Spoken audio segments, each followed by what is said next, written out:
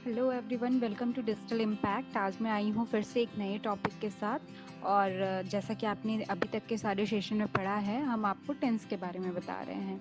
तो आज का जो टॉपिक है उसमें हम आपको पास्ट परफेक्ट टेंस के बारे में बताएंगे। इसके पहले हमने प्रेजेंट परफेक्ट टेंस के बारे में पढ़ा था।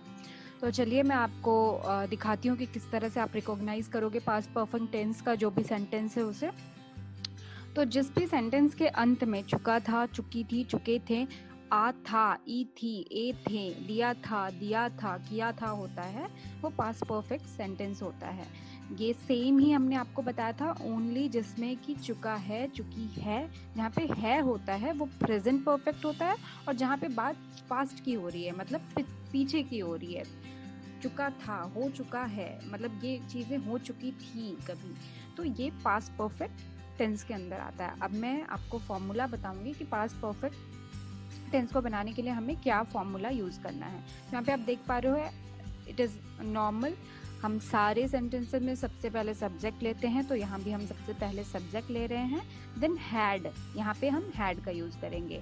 हम प्रेजेंट में हैव और हैज का यूज करते थे, यहाँ पे हम हैड का यूज करेंगे। और ये बहुत इजी है यहाँ पे, क्योंकि प्रेजेंट में आपको सोचना पड़ता था कि ये प्लूरल सब्जेक्ट है या सिंगुलर सब्जेक्ट है, इसके साथ हैज लगाएं या हैव लगाएं, बट यहाँ पे हैड जो है वो प्लूरल हो या सिंगुलर हो या नाम हो, कुछ भी हो, उसके साथ हैड ही लगेगा। यहाँ पे आपको किसी भी तरह के लिए वरिड होने की ज़रूरत नहीं है कि आप यहाँ पे हैज़ लगाओ, हैव लगाओ, हैड किसके साथ लगाओ, किसके साथ नहीं लगाओ। यहाँ पे आप जो भी सब्जेक्ट ले रहे हो उसके साथ हैड ही लगेगा।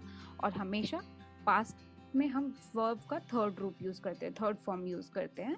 तो यहाँ पे V3 जो नॉर्मल हम सेंटेंस बनाएंगे उसमें सब्जेक्ट हैड प्लस V3। और सेम है, नेगेटिव बनाएंगे तो वहाँ पे सब्जेक्ट हैड, नॉट और V3। अगर हमको इसका इंट्रोगेटिव बनाना है तो कुछ भी नहीं करना, हैड को पहले ले आना है और बाकी आपकी जो सेंटेंस है वो एज इट इज सेंटेंस आप यहाँ पे लिख दोगे। तो अब आप देखो, मैंने यहाँ पे एक एग्जाम्पल लिया है, मैं समझ चुका था। ठीक है, मैं मतलब आई, उसके बाद हमें क्या कहना है, हैड लगाना है। तो यहाँ पे हमने हैड लगा लिया, आई हैड। समझना का अंडरस्टैंड करना होता है, और अंडरस्टैंड का हमें V3 लेना है, तो अंडरस्टूड, आई हैड अंडरस्टूड, मैं समझ चुका था। इसी का अगर नेगेटिव बनाना है तो कुछ भी नहीं करना, हमें तीसरे नंबर पे नॉट लगा देना है, तो आई हैड नॉट अंडरस्टूड। और उसके बाद जो हमारा लास्ट है इंट्रोगेटिव का, उसमें हमने हैड को सबसे आगे लगा दिया, हैड आई अंडरस्टूड, क्या मैं समझ चुका था। यहीं पे मैंने एक दूसरा भी एग्जाम्पल लिया है, आप देख पा रहे होगे, मैंने खाना खा लिया था। मैंने मतलब आई के साथ हमने हैड लगा दिया, खाना खा लिया था। ओके, तो खाना खा लिया था, खाने का होता है ईट का V3, eaten the food, I had eaten the food. Now अगर इसका नेगेटिव है तो I had not eaten the food, हमने नॉट को लगा दिया थर्ड नंबर पर। और इंट्रोगेटिव है तो had I eaten the food, क्या मैंने खाना खा लिया था।